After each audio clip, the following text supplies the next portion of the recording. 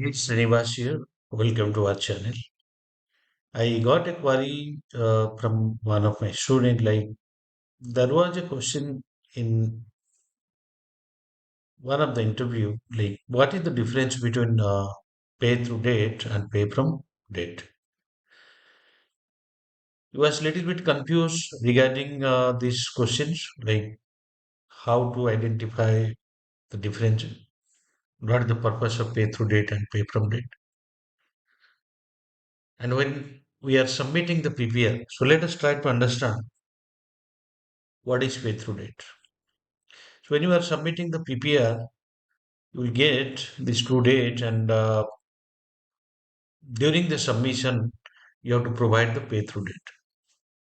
So here you can see that the pay through date is defaulted with the today's date.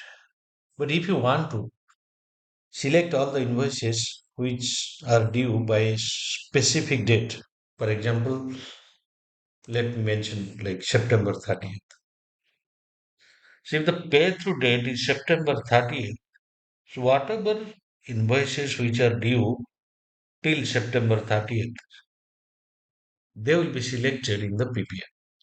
Okay.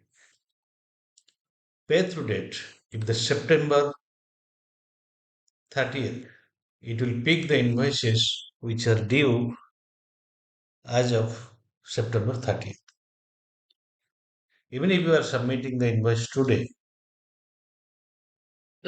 okay. So if the pay through date is today's date, then till today only whatever invoices are due for payment, they will be selected in the PPR. Then what is the pay from date? Pay from date means it will select the uh, earliest due invoices, like what are the invoices which are critical for payment and critically outstanding and due for payment.